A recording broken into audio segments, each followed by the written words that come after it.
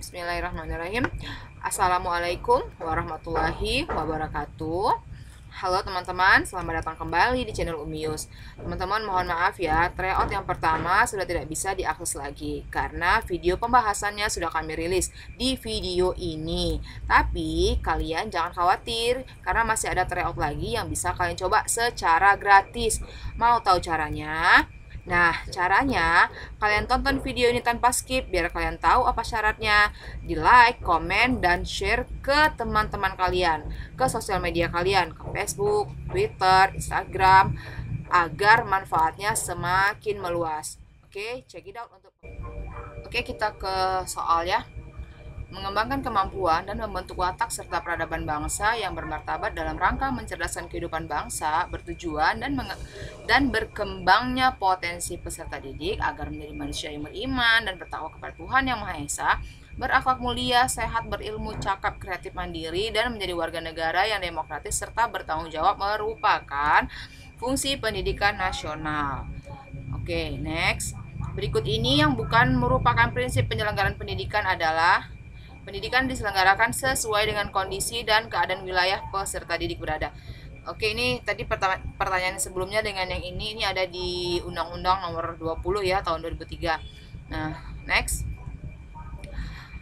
Kegiatan pengendalian, penjaminan, dan penetapan mutu pendidikan terhadap berbagai komponen pendidikan pada setiap jalur, jenjang, dan jenis pendidikan sebagai bentuk pertanggungjawaban penyelenggaraan pendidikan merupakan evaluasi pendidikan. Jadi ini pengendalian, penjaminan, dan penetapan mutu ya. Ini sebelumnya ada juga kayaknya saya jelasin di penilaian dan evaluasi ini ya.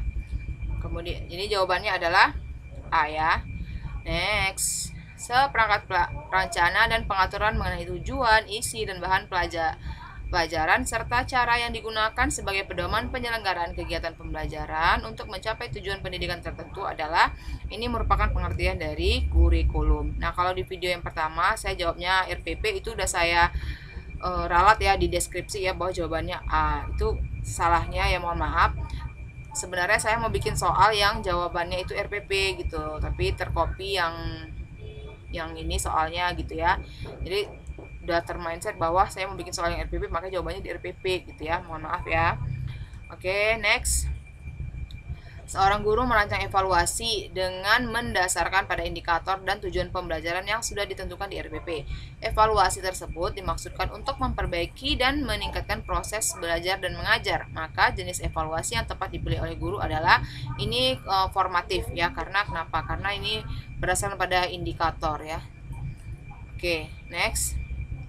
Seorang guru mencari materi dan media dari internet saat menyusun rencana pembelajaran atau RPP. Materi dan media tersebut dapat disampaikan pada proses pembelajaran dengan maksud agar siswa tidak mengalami kesulitan memahami pelajaran. Langkah apa yang harus dilakukan oleh seorang guru saat memilih materi pelajaran? Jadi langkah yang harus dipilih oleh seorang guru untuk memilih materi itu adalah mengidentifikasi aspek-aspek yang terdapat dalam KI, KD, dan indikator. Nah, teman-teman kalau mau baca yang belum ikut tryoutnya ya, kalian mau baca soalnya, kalian boleh pause dulu baru baca soalnya, baca optionnya ya, baru jawabannya gitu ya. Oke, ini kenapa saya cepetin, karena ini ada 50 soal ya. Oke, saya lanjut lagi. Dalam mempersiapkan pembelajaran, seorang guru akan selalu bertemu dengan istilah silabus dan RPP. Silabus dan RPP sama-sama sebagai rencana proses pembelajaran. Perbedaannya adalah kalau dia silabus itu berisi KD, sedangkan kalau RPP itu mengarahkan kepada KD ya, untuk mengarahkan tercapainya KD tadi. Nah, ini banyak yang benar ya, kemarin mungkin soalnya udah sering ya. Oke, next. Seorang guru harus mampu memanfaatkan media pembelajaran dan sumber belajar untuk mencapai tujuan pembelajaran yang utuh. Pernyataan berikut yang benar terkait dengan media pembelajaran adalah bahwa media pembelajaran itu merupakan alat ya atau pembawa pesan dalam satu kegiatan pembelajaran. Next. Komponen rencana pelaksanaan pembelajaran terdiri dari jadi RPP itu terdiri dari identitas, KI, KD, tujuan pembelajaran, indikator, materi, metode, media, sumber belajar, langkah-langkah, dan evaluasi ya. Next. Dalam menggunakan media dan alat bantu mengajar, guru sebaiknya memperhatikan beberapa faktor di bawah ini, kecuali waktu yang tersedia untuk kegiatan pembelajaran. Jadi untuk memilih media itu metode belajar harus diperhatikan ya, karakter juga sama buku sebagai sumber belajar juga harus diperhatikan, disesuaikan ya. Jadi kalau waktu kan waktu itu memang udah tersedia time limitnya gitu ya. Nah, next. Perencanaan pembelajaran yang menekankan pada proses keterlibatan peserta didik untuk mendapatkan informasi dengan melakukan eksperimen guna mencari jawaban atau memecahkan masalah. Pilihan strategi pembelajaran yang tepatnya ini yaitu, ini inquiry. Jadi karena kata kuncinya adalah melakukan eksperimen ya. Oke, next. Berikut ini merupakan langkah-langkah pembelajaran dengan model pembelajaran project based learning, yaitu 1. Menentukan pertanyaan mendasar, 2. Mendesain perencanaan project, 3. Menyusun jadwal, 4. Memonitor peserta didik dalam kemajuan objek, kemudian 5. Menguji hasil, 6. Mengevaluasi pengalaman. Nah, ini urutan yang benar adalah, jadi ini urutannya sudah benar 1, 2, 3, 4, 5, dan 6. Oke, selanjutnya. Jika seorang guru melakukan aktivitas pembelajaran sebagai berikut. 1. Membekali murid tidak hanya dengan fakta-fakta, melainkan diarahkan pada kemampuan penguasaan dalam proses berpikir dan berkomunikasi. 2. Berperan sebagai fasilitator dan pembimbing belajar peserta didik. 3. Melakukan penilaian yang mencakup cara-cara penyelesaian masalah dengan berpatokan pada aturan yang berlaku seperti peta konsep, diagram Venn, portofolio, uji kompetensi, dan ujian komprehensif. Maka guru tersebut dapat dikatakan menggunakan pembelajaran berbasis konstruktivisme. Kenapa? Dari sini udah ada nih, ya. Membekali murid tidak hanya dengan fakta-fakta, melainkan diarahkan pada kemampuan penguasaan dalam proses berpikir dan berkomunikasi. Artinya dia ini udah ada bekal gitu ya. Si peserta didik ini udah ada bekal. Kemudian guru itu menjadi fasilitator untuk mengembangkan apa yang dia punya gitu ya. Jadi ini konstruktivisme. Oke, selanjutnya. Berikut ini merupakan keuntungan pembelajaran kooperatif adalah, keuntungan dari pembelajaran kooperatif itu adalah siswa mengembangkan nilai-nilai sosial dan komitmen. Kenapa? Karena dia dilatih untuk bekerja sama dan bertoleransi gitu ya, bisa menerima gitu ya, dan sebagainya. Jadi dia bisa mengembangkan nilai-nilai sosialnya. Oke, selanjutnya.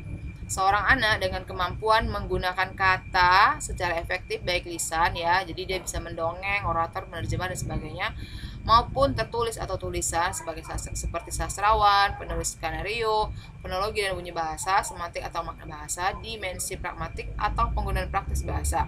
Menurut Howard Gardner, anak tersebut mempunyai, udah cukup jelas nih ya, menggunakan kata ya kan, kemudian kemampuan menulis atau tertulis ya kan, bahasa, semantik. Jadi ini kecerdasan bahasa atau linguistik.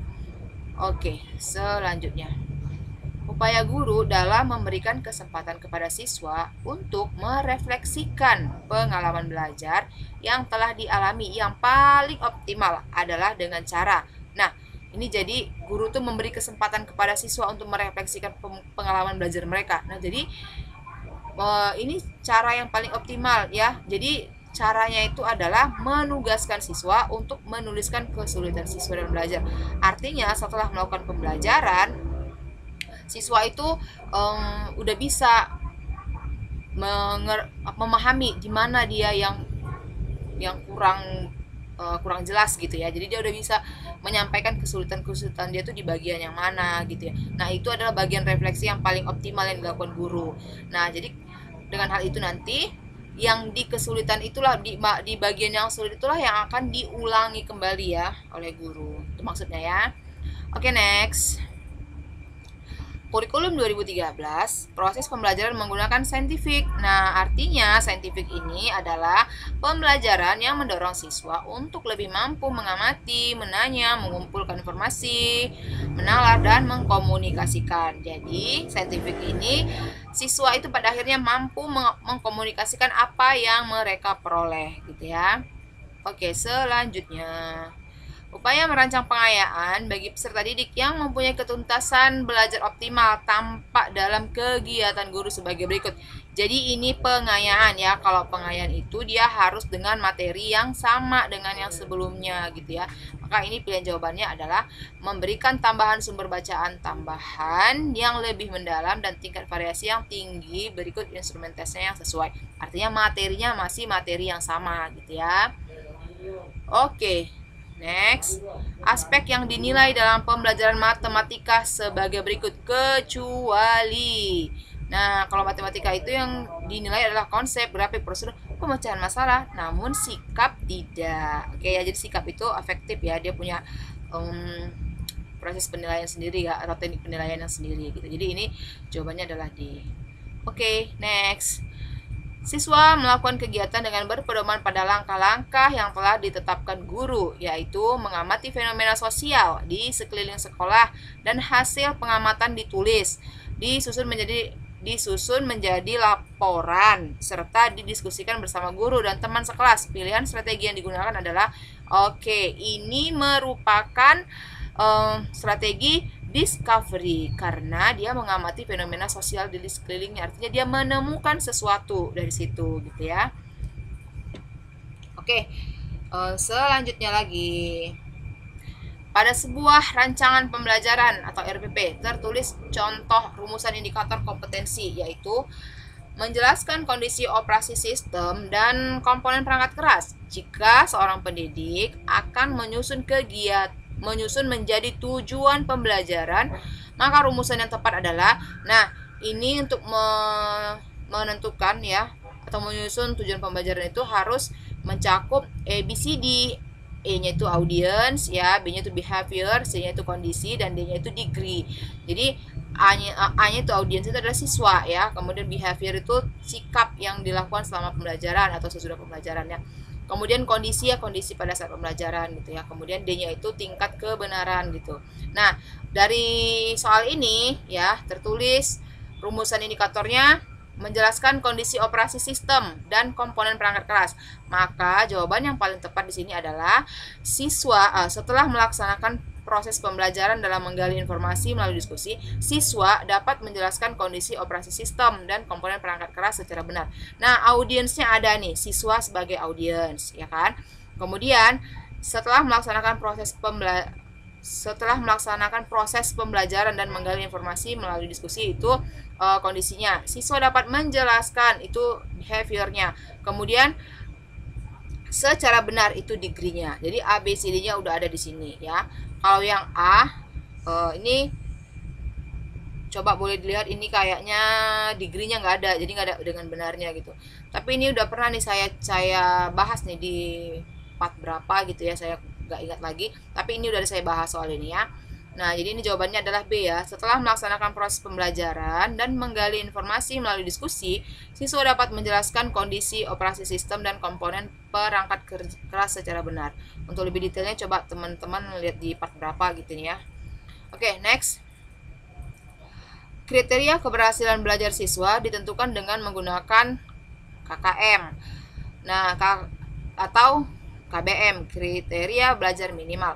KKM atau KBM adalah rata-rata setiap unsur dari kriteria yang ditentukan. Sorry ya, kok banyak nempel nih tulisannya nih.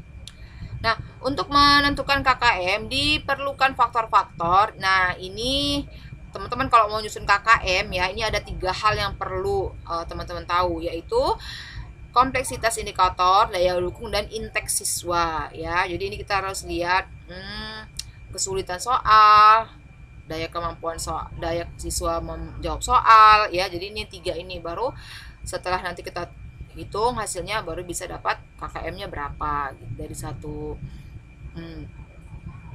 satu materi. Kemudian ada satu materi ya kan, dirata-ratakan lagi untuk KD, nanti baru dirata-ratakan lagi, jadi dapatlah dia untuk satu mapel itu berapa KKM-nya gitu ya. Jadi dia mulai dari yang paling rendah sekali ya.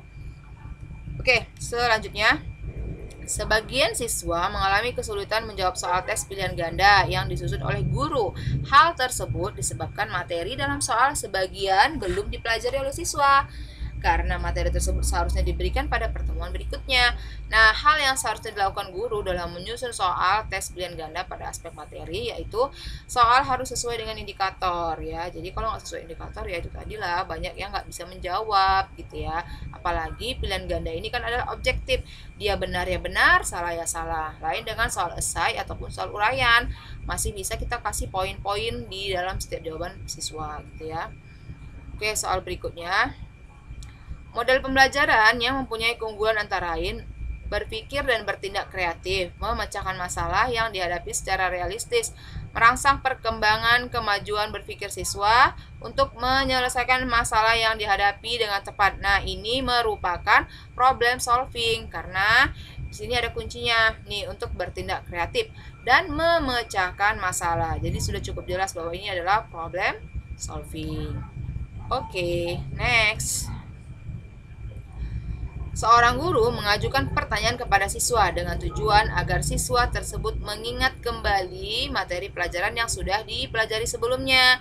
Nah, ini termasuk kegiatan. Ya, kalau kita menanyakan kepada siswa pelajaran yang sudah dipelajari itu merupakan kegiatan mengaitkan materi ataupun mengaitkan pembelajaran hari ini dan dengan yang sebelumnya. Nah, ini masuk di bagian pendahuluan ini ya dalam proses pembelajaran ya. Jadi kita ada itu di pendahuluan itu kan ada motivasi ya. Jadi kemudian juga untuk mengingat pelajaran yang lalu. Nah, itu ada di pendahuluan gitu ya. Oke. Next. Sertifikasi guru bertujuan memperbaiki kualitas dan kesejahteraan guru. Pada kualitas guru dititik beratkan pada proses pembelajaran. Di bawah ini adalah faktor-faktor yang mempengaruhi peningkatan proses belajar mengajar kecuali. Oke, ini dari pilihannya udah cukup jelas ya. Ini bahwa jawabannya adalah sarana dan prasarana yang megah yang membebankan orang tua atau wali murid. Ini nggak nyambung sama sekali dengan peningkatan PBM gitu ya. Oke, next. Pembentukan kelompok belajar dalam pembelajaran kooperatif harus bersifat heterogen. Cukup jelas. Oke, next. Pernyataan di bawah ini merupakan karakteristik perkembangan peserta didik SD atau MI ditinjau dari aspek fisik kecuali. Oke, maka ini jawabannya adalah penambahan-penambahan dalam kemampuan motorik halus. Nah, kalau dia variasi tinggi badan, ini masuk ya. Ini kan dia aspek fisik ya. Kalau dia motorik kan dia udah nggak fisik gitu ya. Ini udah kemampuan sebenarnya sudah mau mendekati ke kognitifnya gitu ya. Jadi kan kemampuan motorik ini adalah kemampuan motorik halus ini contohnya itu kan menulis gitu ya, menggambar, kemudian mengingat sesuatu, mengangkat benda-benda yang ringan dan sebagainya. Jadi itu udah kemampuan dia untuk melakukan sesuatu gitu ya. Tapi kalau misalnya ini kan yang lainnya termasuk fisik nih ya. Ini kan yang B keterampilan fisik, kalau yang A tinggi badan, berat badan oke. Kemudian yang D mengangkat beban yang berat ya. Nah, kalau mengangkat beban yang ringan itu masih di motorik halus ya, misalnya angkat buku gitu ya, atau menyusun Lego gitu dan sebagainya, itu masih motorik halus ya. Oke, jadi ini kecuali ya penambahan dalam kemampuan motorik halus. Ini melatihkan keterampilan gitu ya kepada siswa. Ini biasanya di kelas 1 atau di TK nih biasanya nih, paling enggak di TK atau kelas 1 kelas 2 gitu, awal-awal SD gitulah. Oke, next. Kreativitas merupakan salah satu karakteristik perkembangan intelektual siswa SD yang artinya kemampuan untuk. Nah, kreatif ini artinya seseorang itu mampu untuk berpikir tentang sesuatu dengan suatu cara yang baru dan tidak biasa serta menghasilkan penyelesaian yang unik terhadap persoalan. Jadi itu namanya kreatif, dia baru, dia yang menemukan ya, itu kreatif ya. Oke, soal selanjutnya. Merenungkan kembali tindakan perbaikan dan dampaknya serta mencari jalan keluar untuk tindak lanjut PTK. Ini merupakan refleksi. Cukup jelas ya. Tindakan perbaikan itu ya cluenya ya. Oke, next. Latar belakang, tujuan penelitian, manfaat penelitian harus menjadi bagian dari PTK, khususnya pada bagian ini awal-awal nih ya. Nah, jadi ini ada di pendahuluan. Oke, next. Di dalam proses pembelajaran, para siswa dihadapkan dengan situasi di mana ia bebas untuk mengumpulkan data, membuat dugaan, mencoba-coba, mencari dan menemukan keteraturan, mengeneralisasikan atau menyusun rumus beserta bentuk umum, membuktikan benar tidaknya dugaan itu. Hal ini merupakan penerapan teori dari konstruktivisme. Kenapa? Karena dia udah diberikan kebebasan untuk melakukan sesuatu. Ini kan kebebasan untuk mengumpulkan data. Kalau behavioristik ini kan dia perubahan tingkah laku. Jadi dia harus sesuai dengan rule yang dikasih gitu. Jadi kerjakan ini, kerjakan A. Maka kalau dia bisa mengerjakan A, maka dia dikatakan sudah berubah ya, itu behavior. Jadi cenderung tidak ada kebebasan di situ ya. Kalau humanistik ini kan ya memanusiakan manusia gitu ya. Nah, oke, next. Sibernetik. Oke lah ya. Nah, lanjut. Menurut teori ini, peranan guru dalam pembelajaran adalah sebagai fasilitator, motivator, dan memberikan kesadaran mengenai makna kehidupan pada siswa. Teori belajar ini berusaha memahami perilaku belajar dari sudut pandang pelakunya, bukan dari sudut pandang pengamatnya. Nah, teori ini merupakan humanistik. Cukup jelas ya. Karena ini sudut pandang pelakunya. Jadi, seperti yang saya katakan tadi, ini memanusiakan manusia. Oke. Ya. Lagi. Pada masa kini, siswa dituntut untuk dapat belajar setiap saat dan bisa terjadi dimanapun.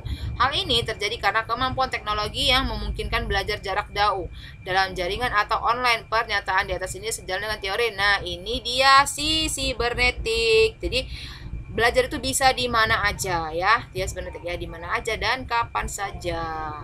Oke, next. Pendapat yang menyatakan bahwa pengetahuan atau pengalaman yang baru dapat terkait dengan pengetahuan lama yang sudah ada di dalam struktur kognitif seseorang. Ini merupakan teori belajar dari kognitivisme. Oke, udah cukup jelas ya teman-teman ya. Ada konstruktif, ada behavior, kognitif, ya ada sibernetik. Soal-soalnya komplit. Jadi kalian seperti yang saya katakan tadi, yang belum sempat coba TO ini ya, kalian belajar pelan-pelan ya. Kalian ulang videonya atau kalian pause dulu, kalian baca soalnya, baru kalian lihat jawabannya ya, dipahami gitu ya. Sorry saya cepetin karena ini 50 soal biar selesai dalam satu video ya. Oke, lanjut. Benjamin S. Bloom mengatakan ranah kognitif dengan urutan, iya ini yang sangat terkenal nih si Bloom ini. Jadi dia ingatan, pemahaman, aplikasi, analisis, sintesis, dan evaluasi. Ini yang belum direvisi ya. Nah, oke, lanjut. Media memiliki fungsi dan manfaat bagi pembelajaran. Hal ini dirasakan juga oleh guru dalam membantu pembelajaran menjadi lebih efektif dan efisien. Misalnya, saat guru ingin menjelaskan suatu konsep atau objek yang luas dan besar, dia tinggal menggunakan medianya saja. Berikut ini adalah salah satu fungsi dari media pembelajaran sesuai kondisi tersebut. Nah, jadi nih, ingat ya, materinya ini adalah untuk konsep atau objek yang luas dan besar, maka dia nggak perlu bawa itu objek. Nah, maka yang diperlukan adalah menampilkan objek yang terlalu besar itu, misalnya pasar, candi gitu ya. Jadi menampilkan objek, jadi dia bisa bikin pakai gambar gitu ya. Jadi dia nggak harus bawa itu candi ke kelas gitu, enggak. Ini kan ya menampilkan objek yang terlalu besar tuh, misalnya pasar, candi. Jadi dia tunjuk aja gambarnya, dia bawa gitu kan. Kan nggak harus kan ribet ya bawa anak-anak. Ini loh candi harus dibawa misalnya ke Borobudur, atau ini loh pasar dia harus dibawa ke pasar, kan repot. Jadi ditunjukin aja gambarnya gitu. Bisa ya. Oke. Lanjut lagi. Seorang guru sedang bergoogling atau membuka situs Google untuk mencari informasi mengenai pembelajaran berbasis TIK. Pengertian dari googling dalam istilah internet tersebut adalah, oke, ini sangat familiar sekali, yaitu menjelajahi laman. Jadi googling ini adalah program untuk menjelajah ya. Oke, selanjutnya. Di bawah ini beberapa hal yang perlu diperhatikan dalam melakukan asesmen hasil belajar peserta didik, kecuali berarti yang bukan hal yang diperhatikan untuk asesmen ya, yaitu dilakukan pengulangan jika terjadi hasilnya banyak yang jelek. Jadi ini nggak perlu dilakukan gitu ya. Jadi asesmen itu tujuannya untuk mengukur ketercapaian kompetensi ya, tercapai nggak nih peserta didiknya gitu, dengan kompetensi yang udah ditentukan gitu ya. Kemudian sesuai dengan aturan nggak ya, kan ada tuh untuk aturan pencapaian kompetensi, ada aturannya PAK itu ada ya. Kemudian ditindaklanjuti dengan program remedial pengayaan. Ini cukup jelas, kalau yang dia memenuhi dikasih pengayaan, kalau yang nggak memenuhi itu dikasih remedial gitu ya. Oke, sebelum kita jawab soal yang ini ya, teman-teman, kalau kalian mau ikut tryout yang kedua itu nanti insya Allah studi kasus yang kami keluarkan. Nah, kalian kalau mau ikut, komen di kolom komentar email dan formasi yang kalian lamar. Nah, ini kan targetnya untuk 200 orang. Jadi kalau nanti udah sampai 200 komentar di satu hari, kita langsung keluarkan untuk tryoutnya. Tapi kalau enggak, nanti setelah video ini 3 hari berikutnya baru kita keluarkan tryoutnya ya. Jadi semakin banyak kalian share, semakin cepat untuk capai 200 orang. Insya Allah kita akan share terus linknya di deskripsi video ini juga ya. Oke, kita lanjut. Refleksi terhadap pembelajaran mutlak harus dilakukan oleh pendidik untuk meningkatkan mutu pembelajaran dan meningkatkan kinerjanya sendiri dengan memperhatikan beberapa prinsip, di antaranya adalah, jadi ini refleksi dari PTK ya. Nah, ini penilaian dilaksanakan dari akhir pembelajaran, ini harus dari awal sampai akhir kalau PTK. Kemudian ada kesadaran pendidik untuk meningkatkan kualitas, jadi tidak hanya pendidik tapi peserta didiknya juga harus punya kesadaran. Kemudian penilaian oleh peserta didik dilakukan dengan secara kritis. Oke, ya ini yang benar ya. Penilaian oleh peserta didik dilakukan dengan kritis. Nah, kalau yang D, hasil penilaian pendidik dijadikan masukan, bukan hasil penilaian pendidik ya, tapi hasil penilaian peserta didik gitu ya. Jadi ini yang benar adalah C. Oke. Nah, untuk password nanti kami share-nya di saat yang sama ya. Untuk semua email yang udah masuk, kami sekali share semua untuk password. Nah, setelah kami share password, maka nanti di situ ada waktunya kapan tryoutnya bisa dimulai dan kapan berakhirnya. Jadi setelah itu nanti tryout juga udah nggak bisa diakses lagi gitu ya teman-teman ya. Oke, next. Oke, lanjut. Agar dapat menyusun hipotesis tindakan yang tepat, Anda dapat melakukan kegiatan-kegiatan. Salah satu kegiatan itu adalah pengajian teoretik di bidang pembelajaran atau pendidikan. Pernyataan tersebut merupakan kegiatan PTK pada langkah menyusun hipotesis ya. Ini clue-nya menyusun hipotesis. Nah, ini merupakan rancangan ya dari PTK untuk mengajukan hipotesis tindakan. Oke, jadi ini clue-nya di hipotesis ya. Jadi ada juga di C, hipotesis. Oke, lanjut.